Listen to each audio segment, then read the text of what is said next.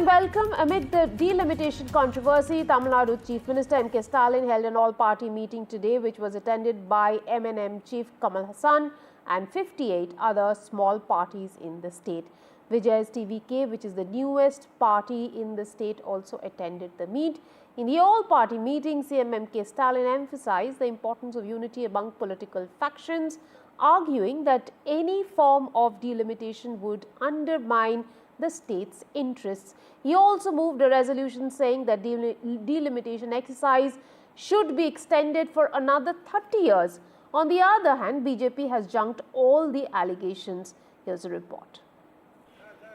Chief Minister M.K. Stalin's all-party meeting aimed keeping the political pressure on the centre on the delimitation issue unanimously sought an assurance from Prime Minister Modi for a freeze for 30 years on the 1976 census-based delimitation. இந்திய ஜனநாயகத்தில் தமிழ்நாட்டுக்கு கிடைக்கிற அரசியல் பிரதிநிதித்துவ உரிமை மீதான நேரடி தாக்குதல். இப்படி ஒரு சம நீதியற்ற அநீதியான தொகுதி மறுசீரமைப்பு செயல்படுத்தப்பட்டால் இந்திய அரசியலில் தமிழ்நாட்டோட குரல் நெரிக்கப்படும். தமிழ்நாட்டுடைய நலன் மற்றும் தமிழ்நாட்டு மக்களுடைய நலன் ஆகியவற்றை பாதுகாக்கிறதுல நம் மாநிலத்தில் இருக்கக்கூடிய பலம் குறைக்கப்படும். 39 எம்பிக்கள் இருக்கும்போது நம்ம எழுப்புற குரலையே ஒன்றிய அரசு ஏற்க மறுக்கிற நிலையில் இந்த எம்பிக்கள் எண்ணிக்கை இன்னும் குறைக்கப்பட்டாலும் அது தமிழ்நாட்டுக்கு கிடைக்கப்பட்ட அழிக்க முடியாத அநீதியா மாறும் என்பதை எல்லோரும் நினைச்சு பார்க்கணும். It further sought a constitutional amendment to safeguard the same percentage of MPs for every state, even in the case of an increase in MP seats. This to ensure southern states that effectively controlled population are not penalized.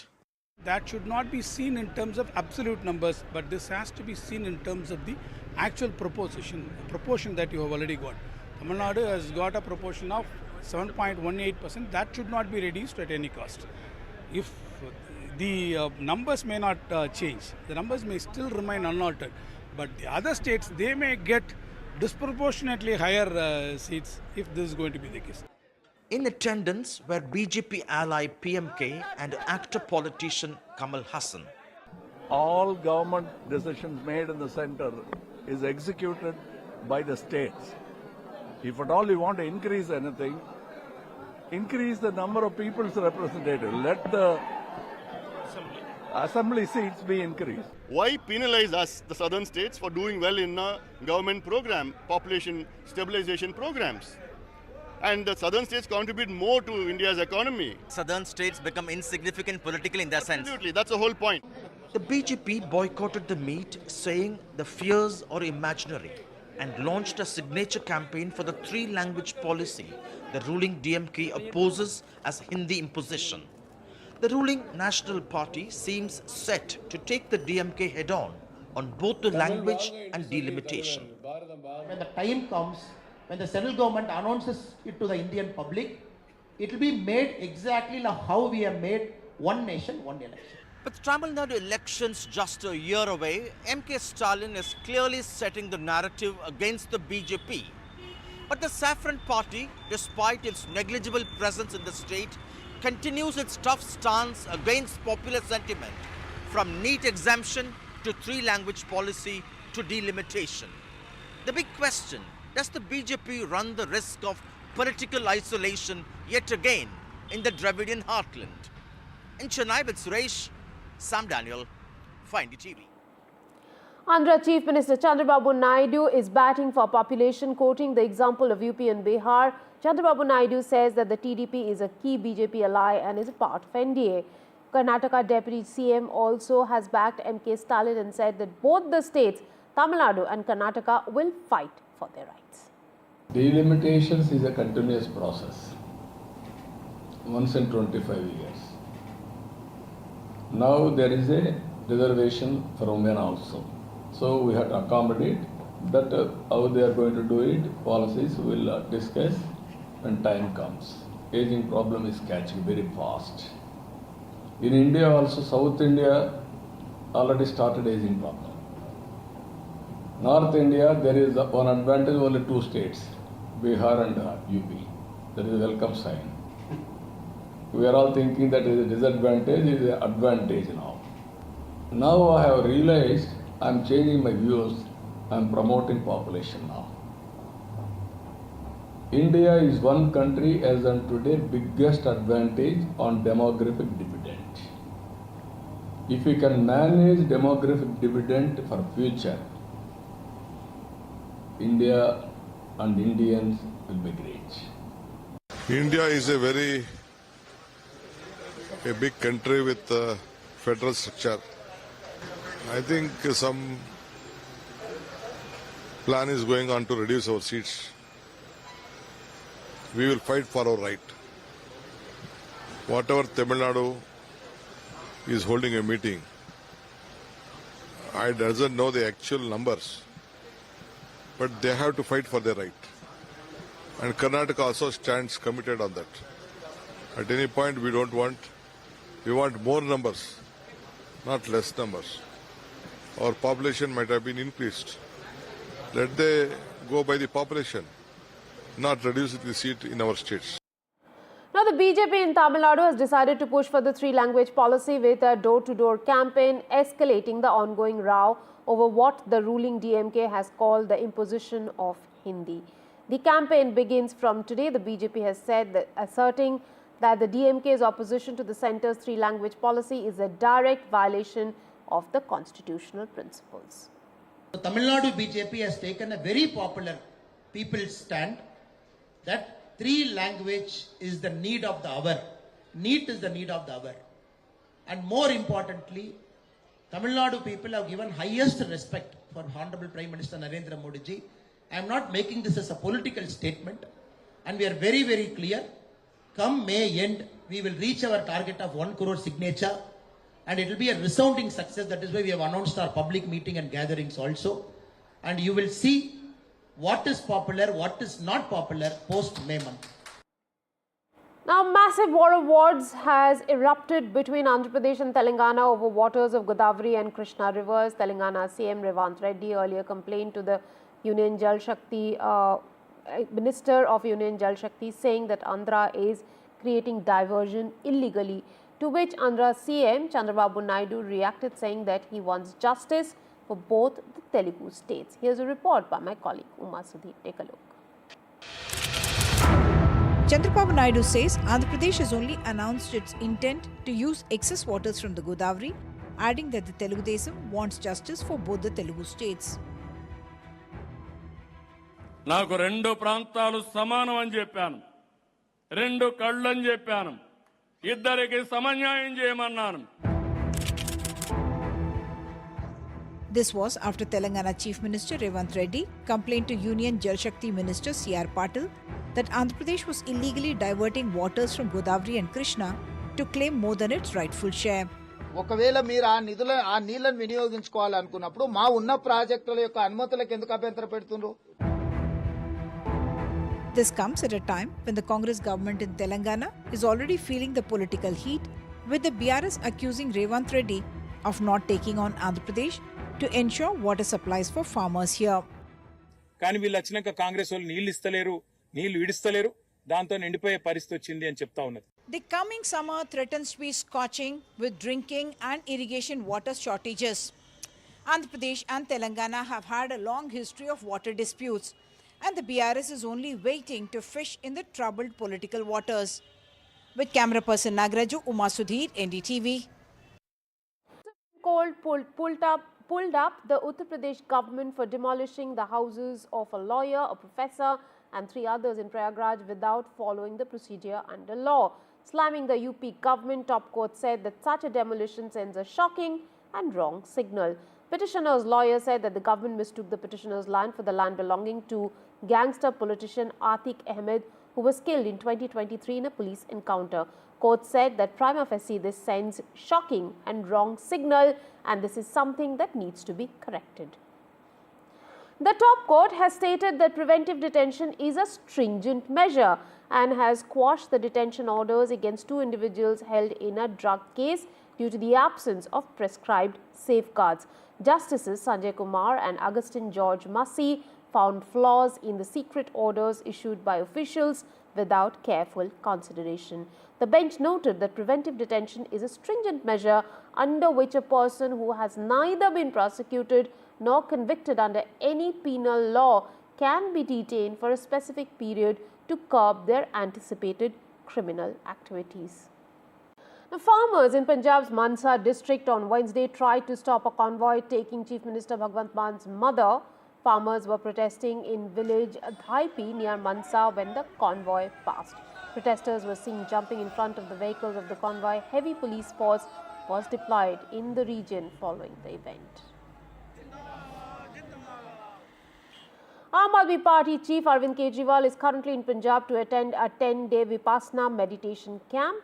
The former Chief Minister was, however, criticized for his massive cavalcade, with the opposition Congress, BJP and Akali Dal taking sarcastic digs at the VIP treatment that Kejriwal is getting in Punjab. Kejriwal and his wife Sunita are attending the meditation course at the Dhamma Dhaja Vipassana Center near Hoshiarpur. जब ये party आई, इन्होंने सबसे पहला वादा देश के साथ किया कि हम वीआईपी कल्चर खत्म कर देंगे। और दूसरा वादा जब पंजाब में गवर्नमेंट बनने वाली थी, अरविंद केजरीवाल और भगवंत का ये था कि जिसको सिक्योरिटी चाहिए वो सियासत छोड़ दो।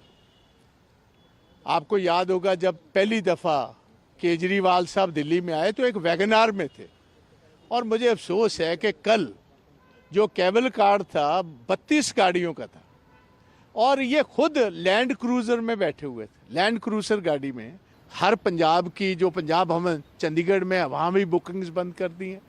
परमात्मा ही बचाए इनसे जी। उनको मनजिंदर सर सवेले हैं ऐसे सवाल करने के लिए, इसमें उनको क्या तकलीफ है जी? वो प्राइवेट गाड़ियां, अगर एक हमारे नेशनल कन्वीनर है वो, अगर उनके आगे पीछे उनको कंपनी करने के लिए 100 के अगर 200 वर्कर्स वॉलंटियर्स लीडर भी जाएंगे तो मनजिंदर सर के पेट में क्या दर्द हो रहा है जी? सरकारी गाड़ियां एक सेकंड एक नेशनल पार्टी के नेशनल कन्वीनर है, 3 बार के मुख्यमंत्री हैं, तो क्या कोई सिक्योरिटी प्रोटोकॉल होना चाहिए साथ में कि नहीं होना चाहिए? वो अरविंद केजरीवाल जी प्राइवेट गाड़ी में गए हैं। Uttar Pradesh Chief Minister Yogi Adityanath launched a scathing attack on the Samajwadi Party, accusing it of glorifying Mughal ruler Aurangzeb while disregarding India's cultural and spiritual heritage. Uttar Pradesh Chief Minister Yogi Adityanath asked the Samajwadi Party to expel Maharashtra MLA Abu Azmi from the party. Azmi has been suspended from the Maharashtra Legislative Assembly's membership till the end of the ongoing budget session over his remarks eulogizing Mughal Emperor Aurangzeb. Samajwadi party का नेता, आपका विधायक घोषणा करो ना, उस कमबख्त को निकालो पार्टी से और उसको एक बार यूपी भेज दीजिए, बाकी उपचार हम अपने आप करवा लेंगे। जो व्यक्ति छत्रपति शिवाजी महाराज की परंपरा पर गौरव की अनुभूति करने की बजाय लज्जा महसूस कर रहा हो और औरंगजेब को अपना नायक मान रहा हो, क्या उसको भारत के अंदर रहने का अधिकार होना चाहिए क्या? और समाजवादी पार्टी को इसका जवाब देना चाहिए। एक तरफ आप कुंभ को कोसते रहे और दूसरी तरफ औरंगजेब जैसे दुष्ट और क्रूर धर्मांध मंदिरों को तोड़ने वाले व्यक्ति को, भारत की आस्था को निर्ममता के साथ रौंदने का कार्य करने वाले व्यक्ति को महिमामंडन करते हो। ये महाराष्ट्र की जनता की भावना को अध्यक्ष महोदय जी ने मानकर उनका निलंबन कर दिया है। छत्रपति शिवाजी महाराज जी का अपमान जो भी करेगा, छत्रपति संभाजी महाराज का अपमान जो करेगा, उसको महाराष्ट्र नहीं छोड़ेगा, उसको महाराष्ट्र माफ नहीं करेगा। अरे बाबा, ये तो पहली स्टेप है। अभी उनको ये इशारा दिया है, समझने वाले को इशारा काफी है। इसमें समझकर उनको समझदारी से काम करना चाहिए बस। इसके बाद अगर कुछ गलती करते तो महाराष्ट्र माफ नहीं करेगा। The head of Ukraine's presidential office, Yermak, and Trump's national security advisor, Waltz, held a phone conversation and discussed the location and date of negotiations with Russia. Earlier, United States paused intelligence sharing with Ukraine, impacting the flow of vital information that Kyiv uses to repel invading Russian forces. CIA Director John Radcliffe has confirmed this development. According to reports, the halt includes targeting data the US supplies to spy agencies in Kyiv so that they can launch American-provided weapons at Russian targets. I just got off the phone before I walked out here with my counterpart, the Ukrainian National Security Advisor. We are having good talks on a location for the next round of negotiations, on delegations, on substance. So just in the last 24 hours, since the public statement from Zelensky, and then these subsequent conversations, which I'm going to walk inside and continue, I think we're going to see movement in very short order. US reports have revealed that Trump administration has held direct talks with Hamas in recent weeks to negotiate a broad hostage release deal and broader deal to end the war. This is the first time Washington has directly spoken to them since 1997, removing Qatar as the mediator. However, the talks held by US Presidential Envoy for Hostage Affairs Adam Boehler are unprecedented. President Trump addressed US Congress touting a golden age for America with sweeping tariffs, a Ukraine aid freeze, and a bold domestic agenda. Promising economic revival and military might, he signaled a defined shift in US foreign policy. Critics warn of trade wars and global instability, while supporters cheer a renewed American focus. Take a look at this report.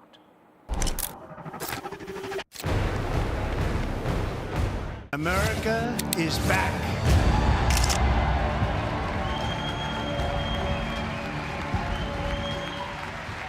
In perhaps the longest address to Congress ever by a US president, Donald Trump addressed a raucous audience of lawmakers, the first since he returned to power.